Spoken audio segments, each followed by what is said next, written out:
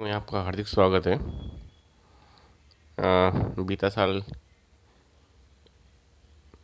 बहुत अच्छी अच्छी चीज़ें भी लेके आया, कुछ बुरी चीज़ें भी लेके आया। डबल लॉकडाउन की वजह से परेशानी भी हुई, बट आज हम अच्छी न बुरी एक काम की चीज़ पे डिस्कशन करने वाले हैं या बात करने वाले हैं। एक अभी इतने में जनवरी महीने में मेरी किसी से बात हो रही थी। तो सिर्फ दिल्ली एनसीआर में स्टेट बैंक ऑफ इंडिया ने सिर्फ होम लोन के टारगेट लिए थे 10,000 करोड़ रुपए डिसबर्स करने का, यानी बांटने का, जो मेरे ख्याल से पूरा हो गया होगा। मार्च 31 तक उन्होंने उसको शायद पूरा कर लिया होगा। मीनवाइल इकोनॉमिक्स टाइम में अभी मार्च महीने में एक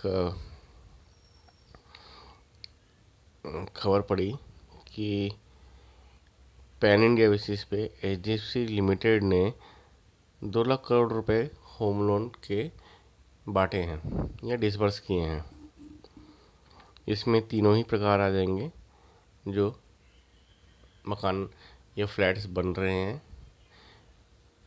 जो रीसेल पे हैं या पोजीशन पे आने वाले हैं, या ज़मीन खरीद के बनाने वाले हैं। ये चारों ही प्रकार आप पकड़ सकते हैं। और इसमें से 99% पैसा जो है, चाहे एसबीआई का हो, सिर्फ दिल्ली एनसीआर का 10,000 करोड़ रुपए, या पूरे भारत का 2 लाख करोड़ रुपए एचडीएफसी का, ये रिटेल या जनरल पब्लिक को दिए गए हैं। क्राइटेरिया पूरे करके जो मानकों पे खरे उतरे होंगे उनको ये पैसे मिले हैं। तो ये 2 लाख करोड़ और 10,000 करोड़ ये रिटेल ग्राहकों को मिले हैं। होम लोन सबसे सेफ प्रोडक्ट है। इसमें एनपीए बनने के चांसेस बहुत कम होते हैं। अगर हम एकदम ही ब्रॉड वे में जाके बोल दें कि हम 3% या 4% के आसपास का एनपीए आएगा ओवर पीरियड ऑफ टाइम पूरे लोन के लाइफ में, तो भी तब तक बहुत कुछ पैसा या मार्केट बढ़ चुका होगा। 2 लाख करोड़ रुपए ऑलरेडी मार्केट में फ्लोट होना शुरू हो चुके हैं। अगर हम इसमें से ये पकड़ लें, बहुत कंजर्वेटिव पकड़ लें कि 50% कंस्ट्रक्शन ग्रेड के जो प्रोजेक्ट्स हैं या जो अंडर कंस्ट्रक्शन है उसमें गए, और 50% रेडी टू मूव इन और पोजीशन में गए वाले इसमें गए, तो भी अगर आप देखेंगे तो ये पैसा मार्केट में सर्कुलेट होना शुरू हो चुका है। और हम अक्रॉस द इंडस्ट्री 31 मार्च के मोटे मोटे रफली बात कर लें तो करीब 5 लाख करोड़ के आसपास का तो रकम सारी इंडस्ट्री ने मिलकर बांट दी होगी। ये बहुत कंजर्वेटिव या मिनिमम साइड की बात कर रहे हैं। इट में भी इससे बहुत ज़्यादा रकम बढ़ी हो, और सभी के सभी जो रकम जा रही है उसमें मोर देन 95% पैसा रिटेल इन्वेस्टर को जा रहा है, जो एंड यूज़र है। यानी एनपीए के चांसेस कम है, स्पेकुलेशन नहीं होगा। स्पेकुलेटर्स जो हैं या कीमत बढ़ाने के लिए इन्वेस्टर जो आते हैं वो इसमें नहीं है। तो मार्केट साइज़ और मार्केट की पेनिट्रेशन बढ़ रही है। इसमें कुछ चीज़ें और भी अच्छी हो रही हैं, जैसे कि आइडेंटिफाई हो जा रहे हैं कि प्रॉपर्टी ओनर कौन है। बेनामी संपत्ति बनने के या ब्लैक मनी बनने के चांसेस भी इसमें कम है, और प्रॉपर्टी साफ़ सुथरी होती जा रही हैं। यानी आने वाले समय में सारे डॉक्यूमेंट्स ऑनलाइन आप अपने आप कभी भी वेरीफाई कर सकते हैं। आपको ज़रूरत नहीं है गवर्नमेंट डिपार्टमेंट में जाने की। ऑन पेपर सारी चीज़ें ऑनलाइन आपको सारी चीज़ें साफ़ सुथरी मिलती हुई दिखेंगी। आप सिर्फ अपना डालिए, ऑनलाइन चेक कीजिए। ये पैसा जो मार्केट में घूम रहा है, ये कितनी बड़ी अपॉर्चुनिटी लेके आ रहा है और कितना मार्केट एक्सपांड कर रहा है, ये बोलने या समझने की बात नहीं है। ऑलरेडी इसका असर ग्राउंड में दिख रहा है। दुनिया में कोरोना के बाद मार्केट खड़ा नहीं हो पा रहा और हमारा मार्केट खड़ा हो रहा है।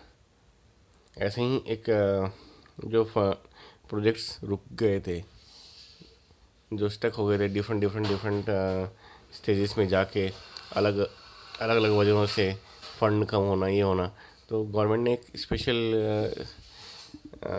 फंड अंडर एसबीआई के इसमें किया था, जो स्ट्रेस्ड प्रोजेक्ट्स को अपने टेक ओवर कर रहे हैं और उसको पूरा करके कंप्लीट करके दे रहे हैं, और साथ ही साथ जो अनसोल्ड इन्वेंट्री है उसको भी बेच रहे हैं। उसमें भी अगर हम देखें तो पूरा ऑलमोस्ट पैन इंडिया बेसिस पे कोई 16-17 हज़ार प्रोजेक्ट स्टक थे। अब वो स्ट्रीमलाइंड हो गए हैं। ऑलमोस्ट 40-50 हज़ार फ्लैट्स एक सवा साल में दे दिए जा चुके हैं, और एक सवा साल में 1.5 लाख फ्लैट जो भी ये हैं जिन्होंने ख़रीदा है उनके हाथ में पोजीशन में आ जाएंगे। यानी आपकी इन्वेंट्रियाँ ड्यू टू स्टक प्रोजेक्ट जो है वो भी कम होती जा रही है, और लोगों को एक जो मानसिक परेशानी थी कि हमने पैसा भी दे दिया, हमारा घर भी हमारे हाथ में आ नहीं रहा, हम किराया भी भर रहे हैं, या हम ईएमआई प्लस किराया दोनों भर रहे हैं और सालों साल से कर रहे हैं, तो उनको भी एक चीज़ मिल जाएगी। स्ट्रेस जो इकोनॉमी में आ रहा था इसकी वजह से, प्रोजेक्ट कंप्लीट ना होने की वजह से, वो भी कम होता जाएगा। और जो पैसा किराए का है, या अब ये समझ लीजिए या जिसने सेकंड अर्निंग के लिए किराए के लिए हम फ्लैट लिया कि भाई हम किराया देंगे, तो उनको आएगा, तो वो पैसे भी मार्केट में फिर घूमना शुरू हो जाएगा। और रेरा आने से चीज़ें स्ट्रीमलाइन होना शुरू हो गई हैं, प्रॉपर्टी आइडेंटिफाई होना शुरू हो चुकी हैं, अच्छे काम चल रहा है उस चीज़ों पे। मार्केट एक्सपेंशन, या मार्केट की एक्सपेंशन से बजाय मैं ये बोलूँगा मार्केट में स्टेबिलिटी आ रही है।